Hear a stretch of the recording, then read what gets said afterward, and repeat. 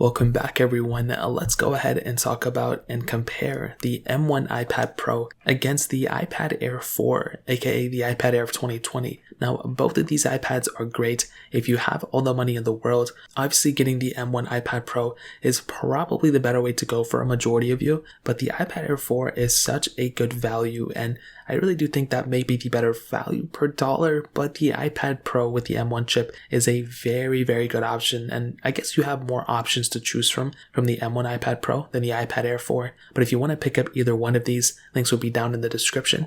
You can get them from there and help support the channel at the same time. Now, starting off with the front, you have pretty much the same size display almost. So you have 11-inch display on the base model M1 iPad Pro, but it does go up to that 12.9-inch M1 iPad with a beautiful display, probably one of the best displays Apple has said they have ever made in an iPad, which is probably true. The iPad Air 4 has that a little bit smaller 10.9-inch display. I don't know why it's not 11-inch. They're almost the same exact, size. And obviously with the M1 iPads, you do have 120 Hz refresh rates, where the iPad Air 4s don't have any higher refresh rates. So kind of an annoyance, but again, for that price tag, it's totally understandable. Now, if you're looking at both of these iPads, they pretty much look almost exactly the same on the front. They have essentially the same things going on. Obviously, there's differences here and there, but for the most part, they have essentially the same thing. The iPad Air 4, though, does not have any Face ID. It has that Touch ID sensor on the top. The M1 iPad Pro does have Face ID, which is really cool. Now, on the bottom, both of them have USB Type-C ports and have a cool bunch of features with them,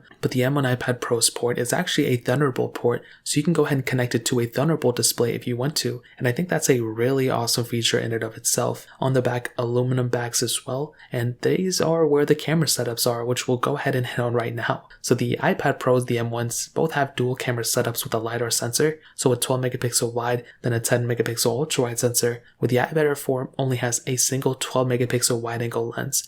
Both of them do 4K at 60, which I think is awesome, but I think overall it's quite obvious the M1 iPad Pro has more functionality, and because it is a newer sensor with a better, camera overall, it's definitely one feature set that is way better, and it's obviously better than the iPad Air 4. You have that LiDAR sensor as well, which is going to make things like AR type of apps to be a little bit of, I guess, more quality and a little bit more accurate on the M1 iPad Pro over the iPad Air 4, but both can do 4K at 60, so I'm totally happy with both of these sensors. But you do have that ultra-wide sensor on the M1 iPad Pro as well. On the front, this is another pretty big difference. You have a 7 megapixel front-facing camera on the iPad Air 4. The M1 iPads have 12 megapixel ultra-wide cameras. So this will allow us to get more, photo in that photo or video rather than the iPad Air. So one thing that they actually showcase to us is the new face, tracking feature within Facetime. And I think even video and audio calls. Well, not audio calls, but, with video calls. So if you're calling somebody, it'll actually go ahead and, be able to track you a little bit better,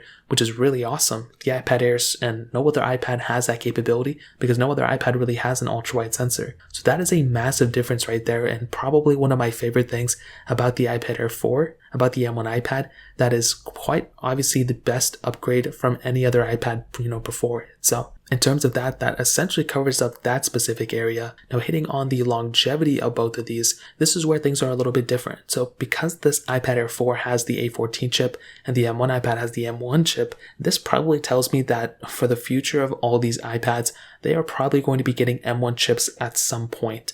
So Apple is probably going to transition away from these A series of devices in order to make only one chipset overall, the M series of devices. But at the same time, the M chipset could probably only be a pro feature, for at least a little bit of time. So they could just make it so, the M chipset and the A series of chipsets coexist. So both of them kind of, get the same software longevity or something at the same time. But I'm not 100% too sure. And I don't even know if the iPads and the Mac OS machines are going to, survive the same, frame. They all have the same chipsets, so they could survive the same amount of time, which for better or for worse could be a really good thing, or could be a really bad thing if they shorten the lifespan, which I really doubt they will. The A series has historically been a very good chipset in terms of software longevity, so I'm gonna say quite possibly the M chipset may live a little bit longer than the A series.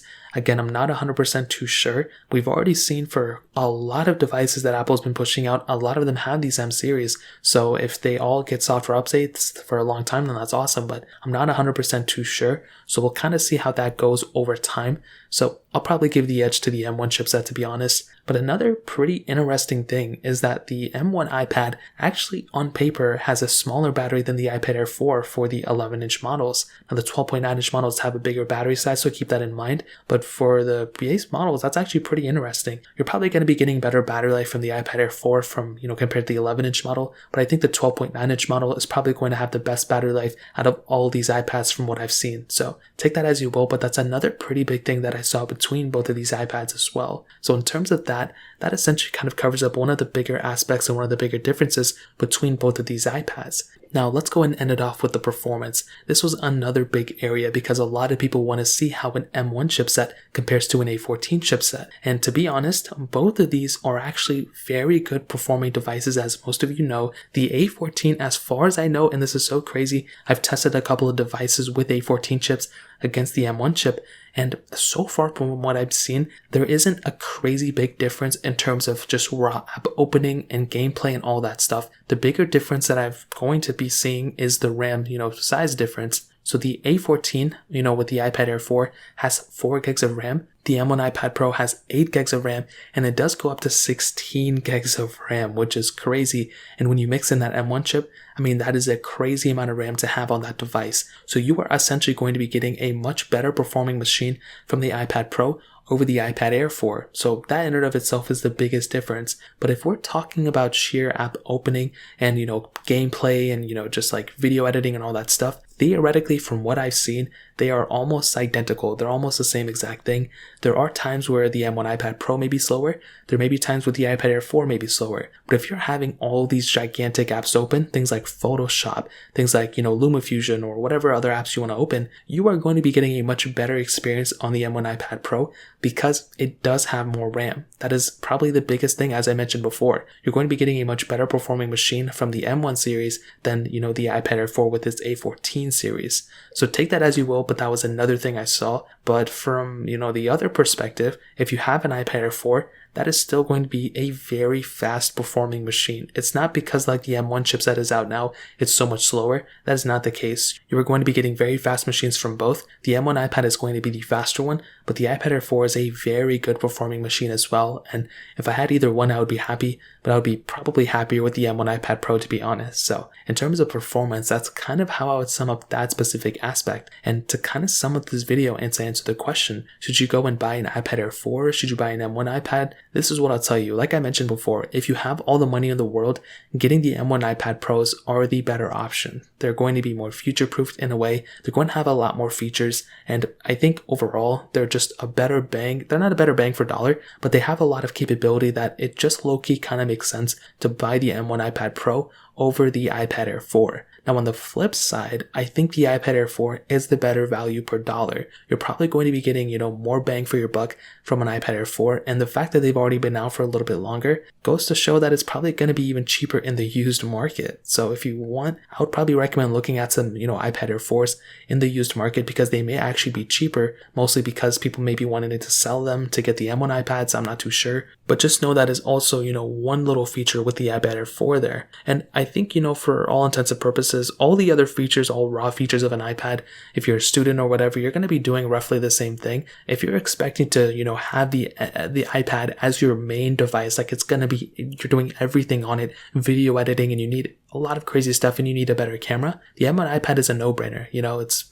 decently priced, I would say. It's still fairly expensive, but it's a really good device overall, and that may be the better option for you. But if your use case is somebody who, you're not going to be playing a bunch of crazy games and you're just going to use it for typing up stuff and, using the Apple Pencil to draw or something like that, then this is a very good option, the iPad Air 4. So take it as you will, but those are pretty much how I would kind of sum up and compare these two iPads right now. So if you guys have any other questions or anything, let me know in the comment section as well. Hit the like button, that would mean so much, but definitely hit that subscribe button. Every single subscriber that we get really does count, so it means so much if you guys can hit that. Also check out the other links down in the description as well. My Twitter, my Instagram, my other channels. More importantly than everything else, I love every single one of you guys. Hopefully I'll catch you guys in the next video. Peace out till then.